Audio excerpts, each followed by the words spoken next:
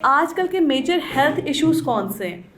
तो health issues में मुझे एक चीज़ जो अपने इर्द गिर्द नज़र आई वो थी स्ट्रेस, एंजाइटी एंड डिप्रेशन। मेरा ख्याल है आप सब इत्तेफाक करेंगे, आजकल छोटा छोटा बच्चा उठ के कह देता मुझे डिप्रेशन हो गया। ऐसे ही है ना, मैं बहुत डिप्रेशन में हूँ, लेकिन बच्चों को पता नहीं होता डिप्रेशन है क्या, स्ट्रेस है क्या, एंजाइटी है क्या, लेकिन हर कोई ये कह देता है कि मुझे डिप्रेशन हो गया। हम सब ने अपनी लाइफ में किसी ना किसी स्टेप पर आकर कहीं ना कहीं पे ये महसूस ज़रूर बेसिकली किया होता है कि ये स्ट्रेस है, मुझे डिप्रेशन हो रहा है। किसी चीज़ के बारे में ओवर थिंक करना और फिर उससे मायूस हो जाना, वो आपका फेज़ होता है एक स्ट्रेस का। फिर वो जब बढ़ता जाता है तो वो एंजाइटी की शक्ल इख्तियार कर लेता है। एंजाइटी जब अपनी ड्यूरेशन से बढ़ती जाती है तो वो डिप्रेशन इख्तियार कर लेती है। डिप्रेशन की जो ये सूरत है बेसिकली वो इंसान को बहुत सारी नेगेटिविटी के ऊपर लेके जाती है। ओवर थिंकिंग आपको ख़ुदकशी तक की तरफ ले जाती है। मैंने अपने आसपास बहुत ही भयानक किस्म के जो है वो एक्सीडेंट्स, इंसिडेंट्स देखे, जिसके बाद मुझे लगा कि मैं करंट हेल्थ इश्यूज़ के ऊपर आज इस चीज़ के ऊपर बात करूँगी कि ये चीज़ क्या है, इसके ऊपर हम काबू कैसे पा सकते हैं। हम ओवर थिंकिंग नहीं करेंगे, पॉजिटिव थिंकिंग करके हमने किन किन पहलुओं से मदद लेनी है, वो कौन कौन सी चीज़ें हैं जिसको खुराक में शामिल कर लें या जिसको हम अपनी ज़िंदगी में अपना लें।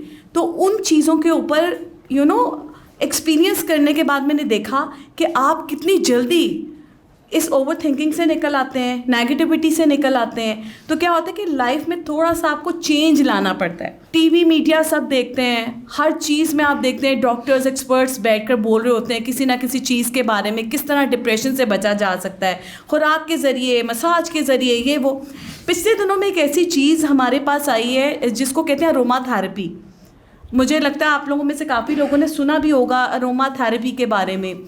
ऑर्गेनिक चीज़ों के बारे में सुना होगा, किस तरह उनको आप अपनी खुराक में शामिल करें तो आप अपनी इन प्रॉब्लम्स से you can easily get rid of. मैं आप लोगों को ये बता दूं, चूँकि मेरा टॉपिक है अरोमा थेरेपी के हवाले से, ऑर्गेनिक चीज़ों के इस्तेमाल के बारे में, और ये बेसिक एक प्रॉब्लम को मद्देनज़र रखते हुए मैंने जो है टॉपिक सेलेक्ट किया है। तो चूँकि हेल्थ है तो हेल्थ में जो मेरा पहला टॉपिक है वो स्ट्रेस एंजाइटी से निजात है। इसमें मैंने जो प्रेजेंटेशन तैयार की है ऑब्वियसली कासिम अली शाह फाउंडेशन के लिए की, लेकिन मैं आप लोगों को ये बताती चलूँ, जब भी कोई चीज़ आपके सामने पेश की जाती है तो उसके बैक पे कोई ना कोई ऐसा होता है जो आपको सपोर्ट कर रहा होता है।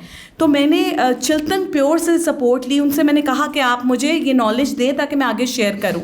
तो ये जो नॉलेज हम आपके साथ आज शेयर करेंगे उसमें मैं आपको जो प्रोडक्ट्स इंट्रोड्यूस करवाऊंगी, जो चीज़ें इंट्रोड्यूस करवाऊंगी, वो बेस्ट वो चीज़ें हैं ऑर्गेनिक जिनको इस्तेमाल में लाकर हम इन प्रॉब्लम्स से निजात हासिल कर सकते हैं। Next slide please. सिम्टम्स में आपने देखा हुआ है आजकल छोटे छोटे बच्चों में आप देखेंगे मूड स्विंग्स, नेगेटिव थॉट्स आ रही हैं। वो नेगेटिव थॉट्स क्या होती हैं, कोई मुझे बताएगा? किसी की नॉलेज में है, कोई इस दौर से गुजरा हो?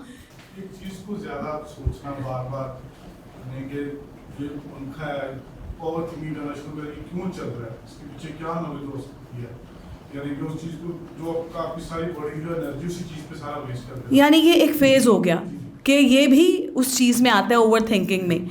एक चीज़ ये होती है कि आप मायूस हो जाते हैं, किसी चीज़ को करने की कोशिश को बार बार करते हैं, वो नहीं होती, और फिर आप नेगेटिव हो जाते हैं। किस सूरत में आपको लगता है कि अब ये हो ही नहीं सकती, ये मेरा काम ही नहीं है, आपको अपने आप पर से भरोसा उठ जाता है। और थर्ड चीज़ ईटिंग डिसऑर्डर, या तो बहुत ज़्यादा खाना शुरू कर देते हैं या फिर आप स्ट्रेस एंजाइटी में बिल्कुल खाना छोड़ देते हैं। सर आप इत्तेफाक करेंगे इस बात से, इसमें एज का कोई लिमिट नहीं होता। छोटे बच्चे से लेकर एक अच्छी उम्र के औरत या मर्द तक ये प्रॉब्लम फेस करनी पड़ती है कि या तो आप ओवर ईटिंग कर रहे हैं या बिल्कुल आपने खाना छोड़ दिया, तो क्या हो रहा है कि आपकी बॉडी बिल्कुल श्रिंक कर जाती है। सेल्फ पिटी वही वाली बात हो गई, मैं कुछ कर नहीं सकता, मैं कुछ कर नहीं सका, काश मैं ये कर लेता, काश मैं वो कर लेता। ये फेज़ है, ये सिम्टम्स हैं आपके स्ट्रेस एंजाइटी डिप्रेशन के। डिप्रेशन इफेक्ट्स ऑन हेल्थ किस तरह?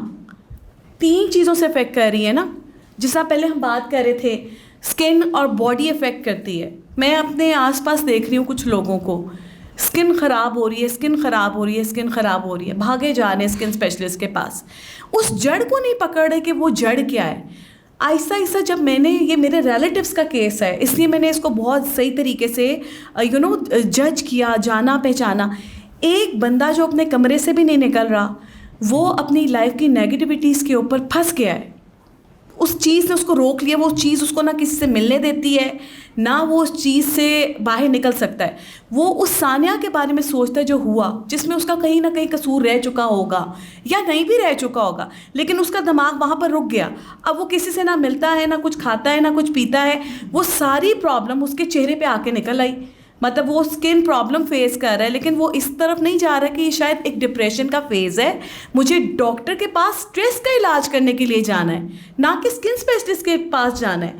हमें जब भी कोई प्रॉब्लम होती है तो डॉक्टर्स भी कहते हैं जड़ को पकड़ते हैं। जड़ क्या है बेसिकली इस प्रॉब्लम की? तो ये आपकी स्किन और बॉडी को अफेक्ट करती है। या आप बहुत ज़्यादा ओवरवेट हो जाते हैं, या बिल्कुल आप वेट लूज़ कर जाते हैं, आपकी स्किन बिल्कुल ख़राब हो जाती है, ड्राई हो जाती है, पैचेस बन जाते हैं, आंखों के नीचे हल्के बहुत ज़्यादा हो जाते हैं। ये सारे फेजेस हमारे स्ट्रेस एंजाइटी के होते हैं। एडिक्शन हो जाती है किसी भी चीज़ की, एक ही चीज़ को इस्तेमाल बार बार करी जाते हैं। अब वो क्या है? या तो वो गुफ्तगू है, एक बात कही है, उस बात को बार बार करते जा रहे हैं, दोहराते जा रहे हैं। आप सुन सुन के तंग आ जाएंगे, वो बोल बोल के तंग नहीं आएंगे। एक मैसेज हमने नॉर्मली किसी को दे दिया, मैं इस चीज़ को 10 दफ़ा दोहराऊंगी, तो वो आपका क्या है? डिप्रेशन है। डिप्रेशन की सबसे बड़ी पहचान ये एडिक्शन है।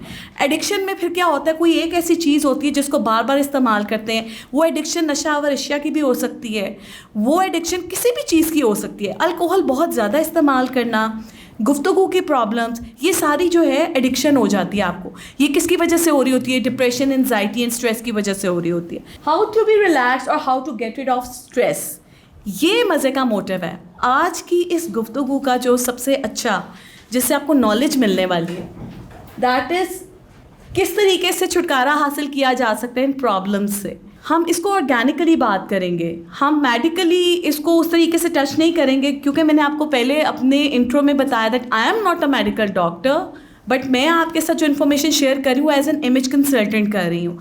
इसमें मैंने थोड़ा सा एक्सपीरियंस किया। क्या किया? अरोमा थेरेपी का और फूड इनटेक का। 2 चीज़ें ज़िंदगी में ऐसी इस्तेमाल कर लें या उसको अपना लें, जिसको अपनाने के बाद आप पक्का कसम ले लीजिए कि आप स्ट्रेस, एंजाइटी, डिप्रेशन के करीब नहीं जाएंगे। पॉजिटिव थिंक करो भाई। पॉजिटिव थिंकिंग ऐसे नहीं आती, कुछ मेहनत करनी पड़ती है, राइट? ऐसे थोड़ी कि आपने मुझे कह दिया पॉजिटिव थिंकिंग करें, मैंने आपको कह दिया और आप कहेंगे मैंने आज के बाद पॉजिटिव सोचना है। नहीं, पॉजिटिव सोचने के लिए भी इलाज की ज़रूरत है। कैसे? खुराक में तब्दीली लाएंगे, अपने लिए वक्त निकालेंगे। मेरी ज़िंदगी मेरी है, किसी को कोई फ़र्क नहीं पड़ता। कोई मुझे देखकर हर वक्त क्रिटिसाइज़ कर सकता है, लेकिन कोई मेरी प्रॉब्लम्स को समझ नहीं सकता। ये इतना सा सेंटेंस है, इसको दिमाग में बैठा लें। मेरी ज़िंदगी मेरी है और मैंने खुद अपनी ज़िंदगी को अच्छे रास्ते पर, सही रास्ते पर लेके जाना है। हर कोई आपको क्रिटिसाइज़ करेगा। आपकी पूरी शख्सियत में कोई एक ऐसी बात हो सकती है, कोई ऐसी चीज़ हो सकती है, क्योंकि हम सब कंप्लीट नहीं हैं। मैं ओवरवेट हूँ, मुझे कोई देखकर मेरे ओवरवेट का ताना दे सकता है। किसी का रंग ज़्यादा डार्क हो गया तो उसको हमने एक टैगलाइन बना दी उसकी, रंग ख़राब है तुम्हारा कद छोटा है, तुम्हारे अंदर ये खामी है। कोई आपके अंदर कोई क्वालिटी निकाल कर बयान नहीं कर सकता। तो क्या होता है कि आपकी नेगेटिविटी बढ़ती जाती है, साइड इफ़ेक्ट्स होना शुरू हो जाते हैं उस चीज़ के जो आप सुन रहे होते हैं। तो क्या करना है आपने सिंपल 2-3 चीज़ें करनी है। आपने इंतज़ार नहीं करना कि स्ट्रेस होना है, एंजाइटी के फेज से गुज़र रहा हूँ, या मैंने डिप्रेशन में जाना है तो मैं ये करूँगा। नहीं, आपने हफ्ते में 1 दिन, 2 हफ्ते में 1 दिन, महीने में 1 दिन अपने लिए मुख्तस करना है। आपने अरोमा थेरेपी से फ़ायदा उठाना है।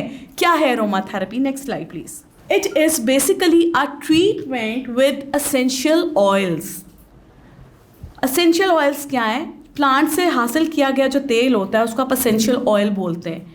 एसेंशियल ऑयल्स से ट्रीटमेंट है। अब वो ट्रीटमेंट कैसे है, आपने क्या करना है, उसकी तरफ चलेंगे।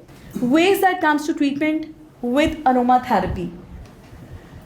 अच्छा, ये आप लोगों को पिक्चर्स नज़र आ रही होंगी, धुंधली सी हैं थोड़ी, लेकिन थोड़ा इसको आप जज करने की कोशिश कीजिएगा। अरोमा थेरेपी जो है उसमें एसेंशियल ऑयल से इस्तेमाल डिफरेंट वेज़ में होता है। बॉडी को सोक करके डीप बाथ जिसको कहते हैं, आप डीप बाथ लेकर एसेंशियल ऑयल से अरोमा थेरेपी कर सकते हैं।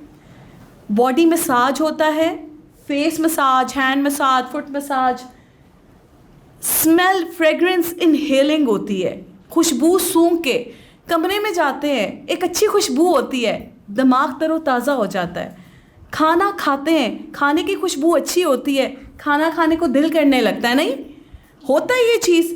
मसाज के बाद अब आप देखें कि आपने जब फ्रेगरेंस ली तो फ्रेगरेंस के बाद 2 मिनट के लिए आप खुद से अच्छा सोचना शुरू कर देंगे।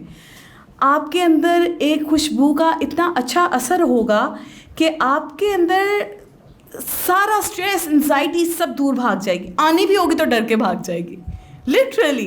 प्रोडक्ट्स ऑफ अरोमा थेरेपी, क्या क्या लोग सोचते हैं ना कि अरोमा थेरेपी होती तो है, लेकिन उसके लिए कुछ प्रोडक्ट्स भी होती है जो इस्तेमाल में लाकर अरोमा थेरेपी की मदद ली जाती है। वो चीज़ें क्या होती हैं? किसी ने बखूर के बारे में सुना है? आपने सर सुना है? जी जी जी जी। बखूर बेसिकली पाकिस्तान में भी अवेलेबल है। अब यहाँ पर अगर आप लोग चाहेंगे लेना तो ये एक इलेक्ट्रिक एक कंटेनर टाइप चीज़ होती है। उसमें आप कॉयल भी डाल सकते हैं, पाउडर भी डाल सकते हैं, कोई भी ऐसी चीज़। उसको जलाने के बाद फिर आप उसकी एक वर्ड कहते हैं ना, धूरी देते हैं अपनी वार्डरोब में, अपने कमरे में, अपने इर्द गिर्द की इन्वायरमेंट में। ये भी एक थेरेपी होती है। इससे क्या होता है कि आपके अगर मैं दूर ज़रा चली जाऊँ बखूर के इस्तेमाल में, तो आपके कबर्ड्स में से हर तरह की कीड़े, हर तरह की डस्ट, इन चीज़ों से उसको पाक करते हैं। इसके साथ साथ आपकी जो वार्डरोब है उसमें खूबसूरत सी खुशबू आ जाती है जो आपके हर लिबास में आ जाती है। वो आपका एक सिग्नेचर फील बन जाता है। तो उसमें आपने अपने लिए एक फ्रेगरेंस जो है वो पसंद करनी है। ये आपको अलबलाग से बड़ी ईजीली आप बखूर जो है वो हासिल कर सकते हैं। इनके इलेक्ट्रिक कंटेनर्स आप हासिल कर सकते हैं। रूम रिफ्रेशनर्स आपने देखे मार्केट में इजीली बॉटल्स अवेलेबल हैं। आप अपने रूम में थोड़ी देर के बाद अगर एक स्प्रे करते हैं जिसकी खुशबू आपको बहुत पसंद है, आपके मुवाफिक आती है, आपके जहन को अच्छा रखती है, काम रखती है, इस तरह की खुशबू अरोमा थेरेपी में बहुत ज़्यादा फेमस है। आप उनको इस्तेमाल कर सकते हैं। इनहेलर्स, जैसे कि मैंने आपको बोला है, इनहेलर्स में एसेंशियल ऑयल्स की खुशबू लेना और उसको इनटेक करना, वो आपके अरोमा थेरेपी में आ जाती है। बाथिंग सॉल्ट्स, आपको पता होगा कि जिस्म में स्वेलिंग हो जाती है तो कहते हैं सोडा डाल के गर्म पानी में बॉडी डिप करके थोड़ी देर के लिए अपने आप को रिलैक्स करें। इसी तरह डिफरेंट सॉल्ट्स आते हैं, बाथिंग सॉल्ट्स। इनको आप अगर ट्रीटमेंट में लेकर आएँ तो ये ज़रूरी नहीं होता कि आपने इसके इंतज़ाम में रहना है। जब आपको थकावट फ़ील होती है ना, आपने डीप बाथ लेना है। हफ्ते बाद, 2 हफ्ते बाद, महीने बाद एक दफ़ा आपने ये थेरेपी अपने साथ करनी है। और मज़े की बात है, इसमें किसी की ज़रूरत ही नहीं है, आपको अपनी ही ज़रूरत है। आपको पता है आपको कौन सा फ्रेगरेंस सूट करता है, आपको पता है आपको कौन सा सॉल्ट सूट करता है। आप वो एक्सपेरिमेंट करना शुरू करें। एक बार एक ले लें, दूसरी बार दूसरा ले लें, आपको पता चल जाएगा। आपके जिस्म से हर तरह की एलर्जी, रैशेज़, सब कुछ जो है वो भाग जाएगा। तो ये आपके ट्रीटमेंट्स में ये चीज़ें आ गई। इसके अलावा अरोमा थेरेपी में कुछ बॉडी ऑयल्स होते हैं, क्रीम्स होती हैं, लोशंस होते हैं। ये सब क्या होता है? बेसिकली ये ऑर्गेनिक चीज़ों से होता है। ये मैं आपको कॉस्मेटोलॉजी की तरफ बिल्कुल नहीं लेके जाऊंगी कि मैं आपको कहूँ कि आप कॉस्मेटिक्स में तो आजकल सबको पता है मसाज क्रीम्स भी हैं, ये भी है, वो भी, लेकिन नहीं, आपने अरोमा थेरेपी के हवाले से ऑर्गेनिक चीज़ों की बात के ऊपर अमल करते हुए ऑर्गेनिक चीज़ों से फ़ायदा उठाने की कोशिश करनी है। फेशियल स्टीमर्स आपने देखे होंगे। अगर आपके पास स्टीमर नहीं है तो not a big deal. Just go to your kitchen, put your pot on to the flame, पानी भरें, एक टॉवल लें, अपने ऊपर रखें। ये नहीं करना कि चूल्हा चलता और उसके अंदर मुंह दे देना है, बिल्कुल भी नहीं, क्योंकि अक्सर लोगों ने ऐसा किया। उससे फिर नाक जलने का, फेस जलने का, स्किन इश्यूज होने का खदशा हो सकता है। आपने क्या करना है कि आपने एक बर्तन के ऊपर, खुले मुंह वाले बर्तन के ऊपर पानी बॉयल करने के लिए चूल्हे पे रख देना है। आपने एक टॉवल लेना है जो आपको इतनी लेंथ में मिले, जो आपको प्रॉपर तरीके से कवर कर सके। आपने अब चूल्हा बंद कर देना है, स्टीम उठना शुरू हो जाएगी। अब आपने अपना फेस जो है वो उसके करीब ले आना है, पॉट के करीब ले आना है और आपने रिलैक्स करना है। With in 2 to 3 minutes steam आपके चेहरे को टच करेगी और आपके जितने भी फेस के पोर्स हैं वो सारे ओपन हो जाएंगे। तो क्या होगा कि जो बॉयल आपने वाटर किया उसमें आपने ड्रॉप्स डाले होंगे एसेंशियल ऑयल के। वो कौन से ऑयल्स हैं जो आपको इन चीज़ों से दूर रख सकते हैं, वो मैं आगे बताऊंगी कि आप उन ऑयल्स को किस तरह इस्तेमाल कर सकते हो। ये आपका तरीका हो गया स्टीम लेने का। आप लोगों को समझ में आ गई है मैं किस तरह से बता रही हूँ? आप लोगों को कोई आइडिया हुआ है स्टीम लेने का? ये आप लोगों ने लाजमी ये करना है। मुझे पता है कि आप लोगों को आज का सेशन इतना अच्छा लगेगा कि आप लोगों ने जाते साथ 1-2 दिन में ये प्रैक्टिस ज़रूर करनी है। हॉट एंड कोल्ड कॉम्प्रेसेस हैं। हॉट एंड कोल्ड कॉम्प्रेसेस में भी आप, ज़रूरी नहीं है कि आपको डीप बाथ में गर्म पानी से ही फ़ायदा हो रहा होगा, आपको ठंडे पानी से भी फ़र्क महसूस हो सकता है। ज़रूरी नहीं होता कि आपके जिस्म में स्वेलिंग है वो गर्म पानी से ही आपका पाँव सही होगा, ठंडे पानी से भी कॉम्प्रेस दिया जा सकता है। कहीं पे आपको स्वेलिंग फेस में महसूस हो रही है, कहीं पे भी आप किसी भी टॉवल को जो है वो गर्म कर लें या उसको ठंडा कर लें। जो चीज़ आपको अच्छी लग रही है, फील हो रही है, वो you will have to adopt. Clay mask, organic में क्ले मास्क बहुत ज़्यादा आ चुके हैं। आपको पता है मुल्तानी मिट्टी हुआ करती थी हमारे बचपन में, मुल्तानी मिट्टी से बढ़कर कोई अच्छी यहाँ पे क्ले आपको नहीं मिल सकती। तो क्या करना है, आपने सिंपल मुल्तानी मिट्टी ले लें। देखिए ये ट्रीटमेंट्स औरतों और मर्दों दोनों के लिए होते हैं। होता ये कि औरतें ज़्यादा अपने ऊपर फोकस कर लेती हैं, मर्दों को लगता है कि नहीं जी असी इंज ठीक आ, लेकिन तुसी इंज ठीक नहीं हो। क्योंकि जब मर्द चाहता है कि औरत अच्छी लगे तो फिर औरत भी चाहती है कि मर्द अच्छा लगे। तो फिर आपको भी ज़रूरत है कि आप भी इस तरह की थेरेपी ज़रूर लें। ट्रीटमेंट ऑफ स्ट्रेस, अच्छा ये अब मज़े की बात थी कि हम ट्रीटमेंट नंबर 1 पे चलते हैं। Body massage with essential oils. मैंने आपको बताया कि हम एसेंशियल ऑयल को इस्तेमाल करते हुए कौन कौन सी थेरेपीज़ ले रहे हैं। पहली थेरेपी बॉडी मसाज की है, लेकिन अब आपने ये देखना है बॉडी मसाज में तो बहुत सारे आपके प्रेशर पॉइंट्स होते हैं, but what you will have to learn कि वो कौन सा प्रेशर पॉइंट है आपकी बॉडी का जिसके ऊपर प्रॉपर मसाज करते हुए आप स्ट्रेस, एंजाइटी और डिप्रेशन से दूर हो सकते हैं। तो मैं उन प्रेशर पॉइंट्स के बारे में बताऊंगी मसाज में, मैं आपको हर चीज़ के बारे में नहीं बताऊंगी। अब आपको पता है इस टर्म का भी एक नाम है। अगर किसी ने हमारा एक प्रीवियस सेशन अटेंड किया हो तो मैंने रिफ्लेक्सोलॉजी के ऊपर बात की थी। एनी आइडिया, किसी ने वो किया हुआ है अटेंड सेशन? रिफ्लेक्सोलॉजी का आइडिया है। रिफ्लेक्सोलॉजी आपको बताती है कि आपके जिस्म में अगर कोई भी किसी किस्म की कोई प्रॉब्लम होती है, कोई तबीयत ख़राब होती है, कोई पेन होती है ख़ास तौर पे, तो वो आपके बॉडी के कौन से पॉइंट्स हैं जिसके ऊपर मसाज करके या जिसके ऊपर आप अपने थंब से स्ट्रेस देकर उस चीज़ से, इस प्रॉब्लम से रिलीज़ हासिल कर सकते हैं। तो हम इसके ऊपर बात करेंगे रिफ्लेक्सोलॉजी के ऊपर। मैं सिर्फ वो पॉइंट्स बताऊंगी आपके फेस, हैंड्स और फुट के जो आपको इन प्रॉब्लम से निजात दिलवाएगी। ये अब आप गौर से देख लीजिए ये पॉइंट। पिक्चर्स लेनी है, पिक्चर्स ले लें, आप लोगों को अंदाज़ा हो जाएगा। ये वो प्रेशर पॉइंट है जिसके ऊपर essential oil with career oil को ऐड करने के बाद जब मसाज करेंगे, वैसे तो ऑब्वियसली मैं ये नहीं कहूँगी कि सिर्फ यहीं पे मसाज करना है, पूरे पाँव का ही करना पड़ेगा, बट स्ट्रेस यहाँ पे ज़्यादा देना होगा। मतलब आपने ऑयल मसाज पूरे पाँव में कर लिया, लेकिन आपने अपने थंब से मसाज जो है वो इन पॉइंट्स पे ज़्यादा देर तक करना होगा। Hand pressure points for stress relief, इसमें भी सेम वही थ्योरी है। भी पूरे हाथ में मालिश तो करेंगे, लेकिन ये वो प्रेशर पॉइंट्स हैं जहाँ पर आपको मसाज अच्छे तरीके से कैसे करना होगा अपने थंब की मदद से। फेस का प्रेशर पॉइंट चेक करें। अच्छा, फेस के प्रेशर पॉइंट पे इट डजंट मीन कि ये सिर्फ ये वाली ही जगह है, ये आपका जो मिड का पूरा पार्ट है, ये सारा रिफ्लेक्सोलॉजी में आपको स्ट्रेस रिलीज़ के लिए मिलेगा। तो आपने इस वाले पॉइंट को अपने दोनों थंब से अच्छे तरीके से मसाज करना है।